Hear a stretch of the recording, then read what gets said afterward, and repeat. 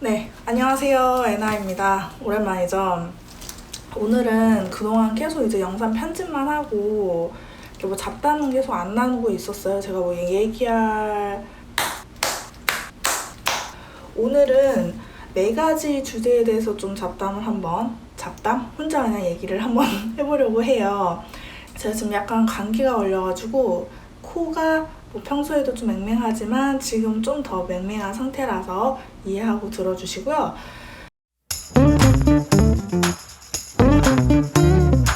그래서 발리 한 달 살기 비용이 얼마가 나왔냐면, 제가 이제 발리에 52일 정도 머물렀어요. 근데 그때 쓴 비용이 240만 원 정도.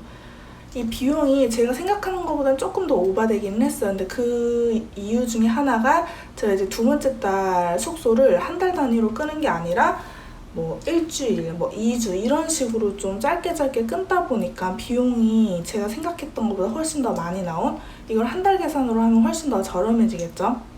제가 쓴 비용을 뭐 이렇게 계산을 해가지고 월 평균을 내봤더니 한 130만 원 정도 쓴 격이더라고요. 제가 전에 발리 왔을 때는 한 120만 원 정도 썼었는데 이번에는 130만 원 정도 월에 쓴 거고, 그래서 이거를 조금 더 뭐 제 기준이긴 하고 서로 각자 쓰는 이제 뭐 비용이 좀 다르긴 하겠지만, 저 같은 경우는 발리 한 달 살기 비용으로 110에서 140 정도 예산을 잡으면 되지 않을까. 뭐 되게 아끼면 100만 원까지도 할 수 있을 것 같은데, 아무래도 치앙마이랑 비교했을 때는 조금 더 숙소 비용이 나갈 수 있거든요. 그거 좀 감안하시면 될 것 같아요.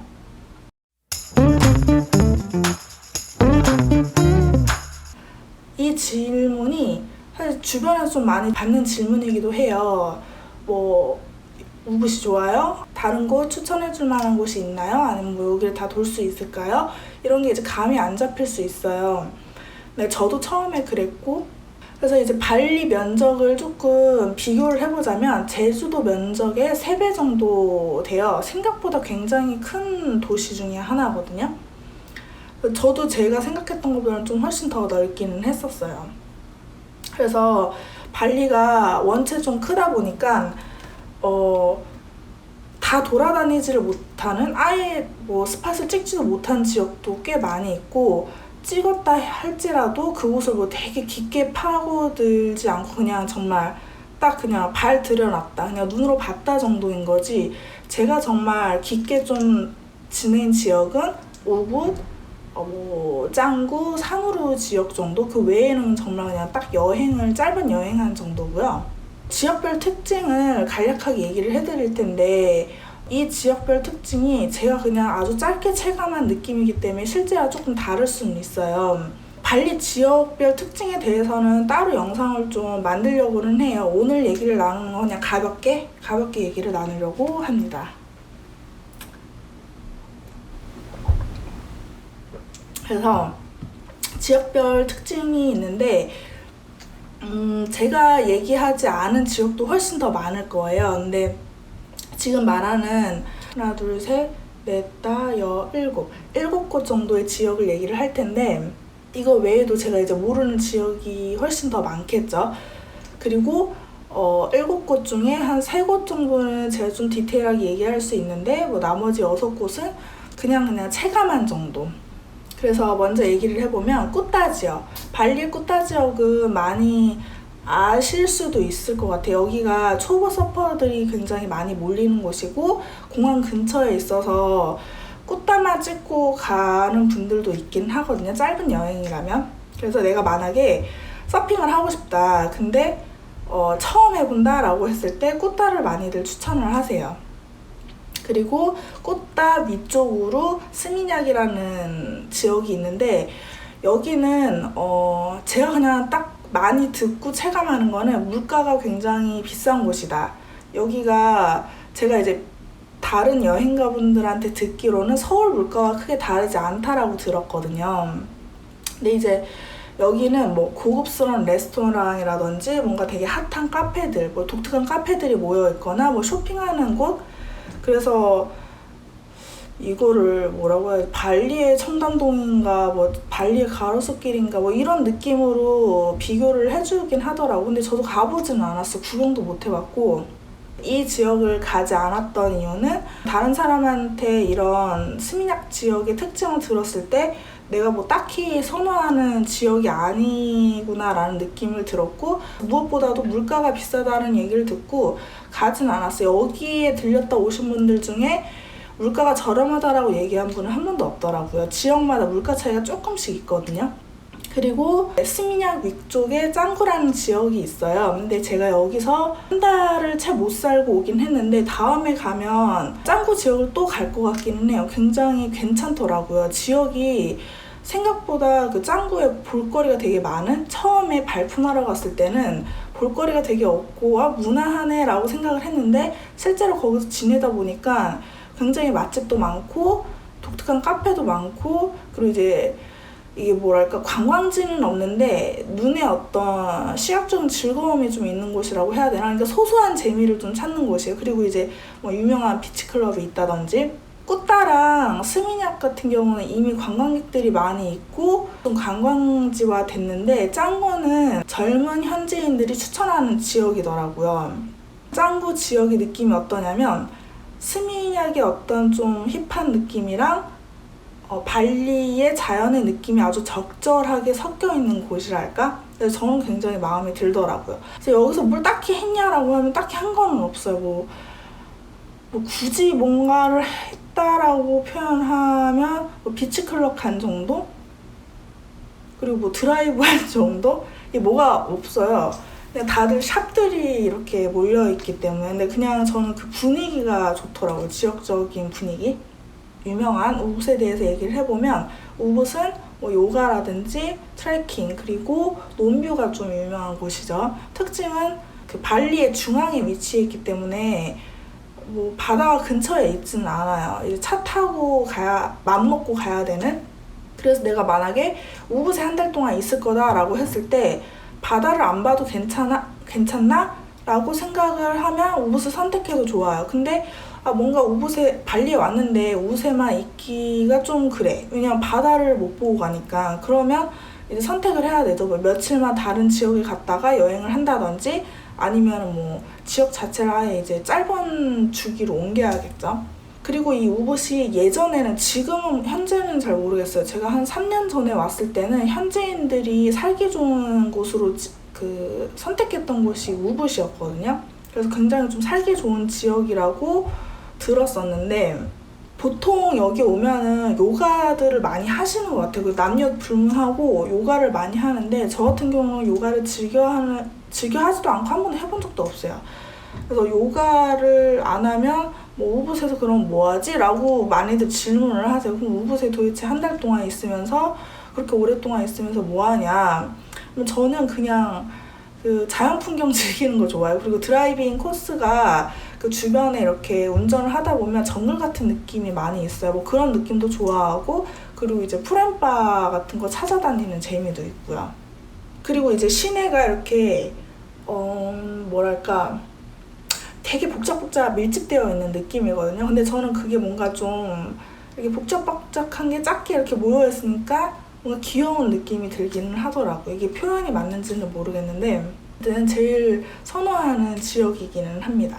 그리고 이제 산우루는 한 달 정도 지냈었는데, 여기가 바닷가 지역이에요. 근데 뭐라고 해야 될까, 젊은 여행가들이 많이 머무르는 거는 못 봤어요. 굉장히 좀 심심한 동네일 수는 있어요. 근데 있을 건 다 있고, 이걸 무슨 느낌이라고 해야 될까? 여기도 이제 비치가 있는데 뭐 비치클럽이 있는 막 이렇게 활발한 분위기가 아니라 선베드 깔아놓고 가게들이 이렇게 질비해 있어요. 바닷가를 중심으로.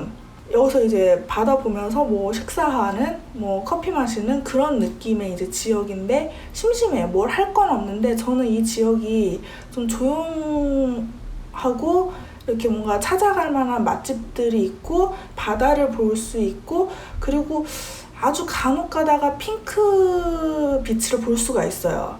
그런 어떤 재미, 이제 산후루가 괜찮았던, 이번에는 이제 가지는 않았는데. 그리고 이제 누사두아 지도에 제가 이제 북쪽으로는 한 번도 가보지 않았어요. 북쪽으로는 안 가봤고, 지금 서쪽으로 넘어와서 산후루에서 이제 남쪽으로 이동을 하면 누사두아거든요. 근데 이 누사두아가 뭐라고 참 명명하긴 힘든데, 정갈한 느낌의 고급 리조트가 모여있는 곳, 이제 바닷가 근처예요, 여기도.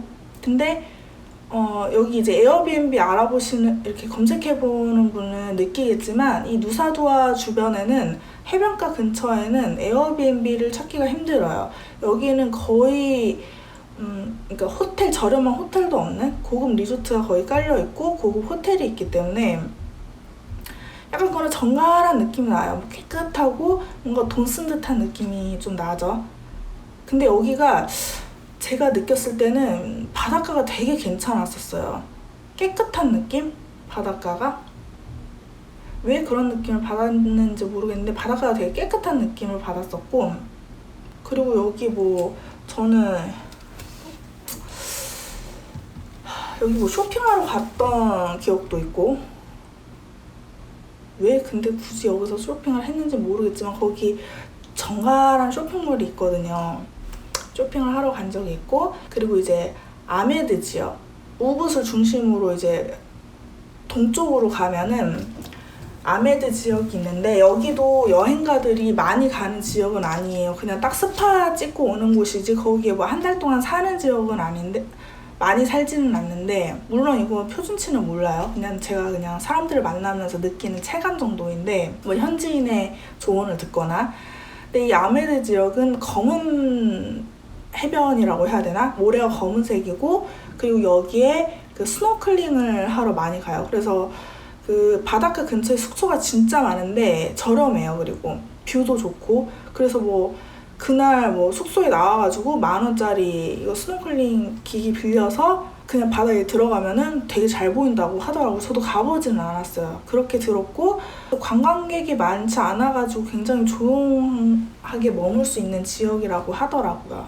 그 외에 이 발리를 중심으로, 발리도 섬이잖아요. 뭐 렘봉안이라든지 뭐 맹장안, 그리고 길리 같은 유명한 섬들이 있어서 발리에 있는 사람들은 좀 더 맑고 깨끗한 이제 바닷속이 잘 보이는, 그리고 또 더 재미있는 액티비티를 하기 위해서 다른 섬으로 좀 옮기기도 해요.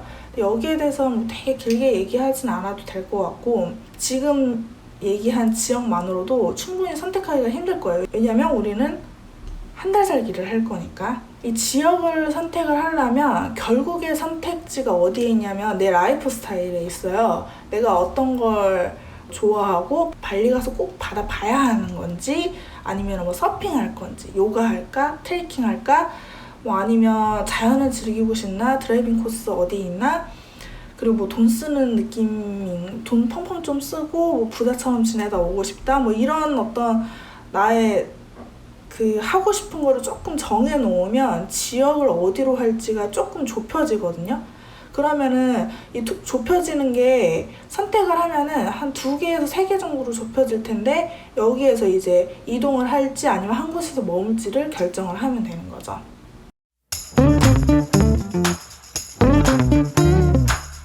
이게 은근히 질문을 해주시더라고요. 내가 만약에 한 달 살기를 하는데 이 지역이 되게 많잖아요. 근데 이 발리 지역의 특징이 뭐냐면 지역과 지역 사이의 텀이 굉장히 길어요. 그러니까 1시간 아니면 한 3시간 정도를 차를 타고 가야 되는데, 이게 말이 쉽지 뭔가 좀 뭐랄까, 이게 맘먹고 좀 이동을 해야 되는? 내가 만약에 뭐 강남 사는데 역삼 갈 거라고 맘먹지는 않잖아. 그냥 지하철 타면 되니까. 근데 발리에서 만약에 지역을 옮긴다라는 거는 물론 그냥 차 타면 돼요. 뭐 짐 다 싸서 차 타면 되는데, 저한테는 그런 느낌이 들더라고요. 아, 뭔가 맘먹고 좀 이동해야 돼. 그게 아니면 뭔가 그런 날을 잡아놔야 돼. 저쪽 그 지역으로 이동해야 되는? 약간 이제 그런 느낌이 드는 정도의 크기예요. 보통 이 한 달 살기 하는 여행가들의 패턴을 보니까 특정 지역을 엄청 많이 옮겨 다니더라고요. 한 달 살기가 치앙마이 한 달 살기와는 느낌이 좀 사뭇 다르기는 해요. 치앙마이에서 한 달 살기 하는 분들은 집을 아예 한 달로 딱 픽스하고 막 지역을 이동하잖아요. 근데 그게 아마 지역의 면적 때문일 수도 있죠. 꼭 뭐 어디 뭐 이게 좀 예시가 좀 애매한가? 치앙마이는 한 달 살기 숙소를 정해놓으면 어느 지역을 가는 게 불편하지 않으니까 한 달 살기 숙소를 딱 정해놓는데, 이 발리 오시는 분들의 특징은 그냥 짐을 가지고 모두 다 그냥 이동을 하세요. 그러니까 발리 안에서 이동하면서 한 달을 사니까 한 달 살기 숙소라는 개념 자체가 치앙마이보다는 조금 덜한 거죠. 한 달 살기 숙소를 구하시는 분들이 그렇게 많지는 않아요. 보면은 쉐어 하시는 분들이 굉장히 많이 있는, 뭐 우리가 고급 리조트 뭐 몇 박 며칠 빌릴 건데 같이 쉐어 하실 분, 우붓에 쉐어 하실 분, 짱구 쉐어 하실 분, 뭐 이런 식으로 이제 여행을 하고 계시더라고요.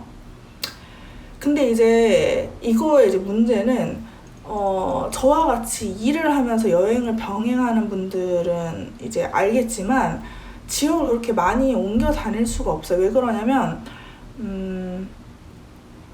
그 일의 집중도가 엄청 떨어져요. 그러니까 매주 이사를 한다라고 생각하면 그 집을 알아봐야 되는 스트레스부터 시작해서, 이게 처음엔 즐거움이지만 집을 알아보는 것도 스트레스가 되거든요.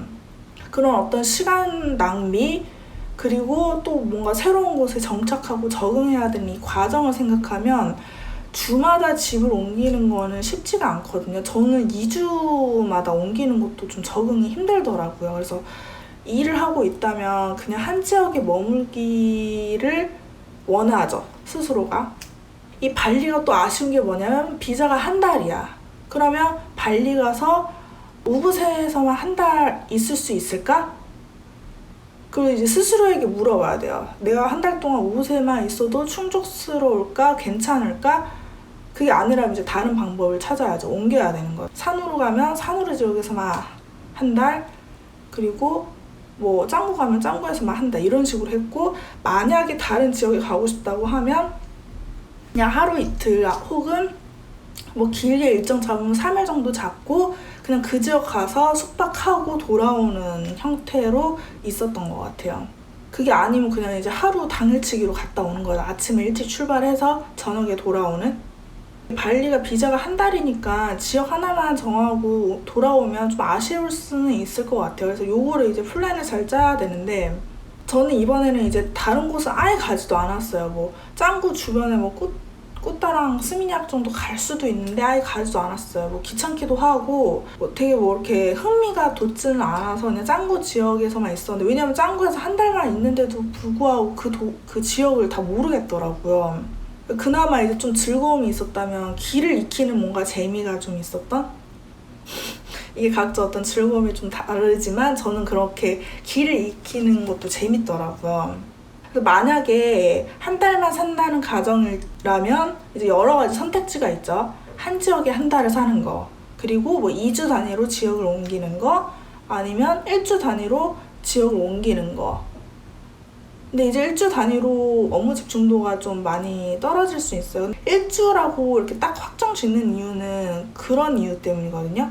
이제 뭐 호텔 플랫폼 이용하시는 분도 있지만, 저는 만약에 에어비앤비로 하면은 주 단위 할인을 해주는 곳이 있기 때문에, 만약에 짧으면 호텔 플랫폼, 에어비앤비, 근데 일주일 이상이라고 하면 호텔 플랫폼에 무슨 뭐 세이브된 포인트가 없다면 에어비앤비로 그렇게 주 단위 할인을 받으려고 하고 있거든요. 근데 이제 여행만 한다는 가정일 때는 사실 이런 계획들이 의미 있진 않아요. 그냥 가고 싶은 거 어디든 찍으면 돼요. 지역을 이동할지 말지에 대한 것도 사실 조금 다시 질문을 하려면 자기 자신한테 질문해야 돼요. 내가 하고 싶은 게 많은지, 한 지역에 오래 있어도 뭔가 즐길 거리를 찾고 뭐 지루하지 않을지. 그리고 저는 자주 이렇게 옮겨 다니는 스타일이 아닌데 자주 옮겨 다녀야 되는 스타일이라든지 그거를 좀 정해 놓으면 지역에 대해서도 옮길지 말지를 결정할 수 있겠죠?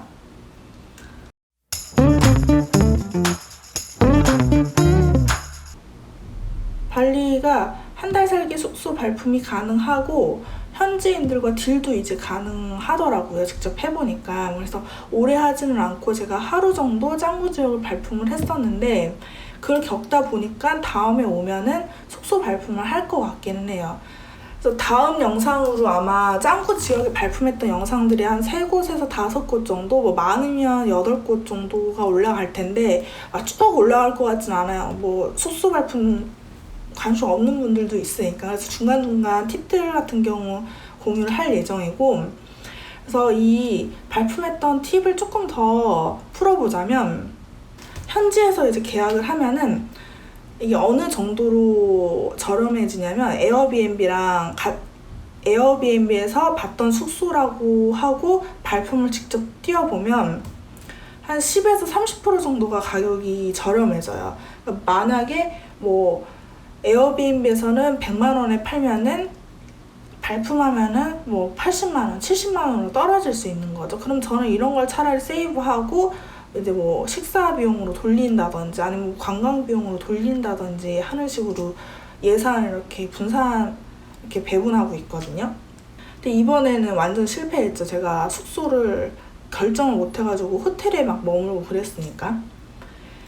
그리고 발리가 뭐 리조트, 게스트하우스, 뭐 호텔, 그리고 뭐 레지던스 같이 뭐 숙소가 굉장히 다양하기도 한데 엄청 많아요. 성수기에는 조금 상황이 다를 수는 있는데 제가 머물렀던 달이 2월, 3월이었거든요. 뭐 4월까지였나? 근데 숙소가 진짜 많고, 그러니까 이게 어느 정도로 많냐면 너무 많아서 결정하기가 조금 힘들 정도로 많기는 해요. 제가 하루 숙소를 9곳을 발품을 했는데 그 중에 한 5곳 정도가 선택지에 있었나? 모르겠네요. 기억이 좀 잘 안 나네. 발리 숙소에 최대 장점이 있어요. 그게 뭐냐면 디파짓이 없더라고요. 제가 그래서 이거 몇 번이나 물어봐서 디파짓이 없는 거냐, 얘네가 이걸 왜 계속 물어보지? 했더니 호텔 부킹비는 있다. 호텔 부킹비는 어디나 다 있거든요. 내가 만약에 먼저 선예약할 거면 그만큼 돈 내고 뭐 체크인 했을 때 나머지 돈을 내는 건데, 디파짓 개념이 없어서 돈이 어쨌든 원래 뭐 디파짓이 내 돈이 나가는 건 아니지만 그 돈을 내가 가지고 있을 수 있으니까 그게 굉장히 장점 중에 하나더라고요. 그래서 한 달 사는 월세 비용만 내면 돼요. 물론 이제 숙소마다 뭐 전기세 따로, 물세 따로인 경우도 체크를 여기서도 해야 되고요. 만약에 한 달 동안 지역을 되게 자주 옮겨 다닌다면 발품보다는 뭐 에어비앤비라든지 호텔 플랫폼을 이용하기를 추천드려요. 그래서 오늘 되게 오랜만에 또 그 카메라 보면서 이 말을 털려고 하니까 좀 잘 안 되기는 하네요. 막 버벅버벅 거리기도 하고, 지금 약간 코가 막혀가지고 이게 목으로 생목을 또 내다 보니까 목도 또 아파지네요. 어색하기도 하고. 그래서 어제 그 커뮤니티에 제가 글을 올렸었어요. 뭐 발리에서 관심 있는 항목이 뭐냐라고 했더니 25분이 투표를 해주셨더라고요. 근데 다행히도 제가 올리려고 하는 영상들이었는데 그걸 좀 더 궁금해 하시는 것 같아서 원래는 이제 발품 영상 막 차차차 열려고 했는데 어제 그 투표한 걸 보고서 발품 영상만 올리면 좀 심심할 수 있으니까 중간중간 좀 잡담 나누면서 발리 팁을 조금 나눠드려야겠다라고 이제 생각이 들었고요. 댓글 남겨주시면 제가 아는 선에서 최대한 풀어보도록 하겠습니다.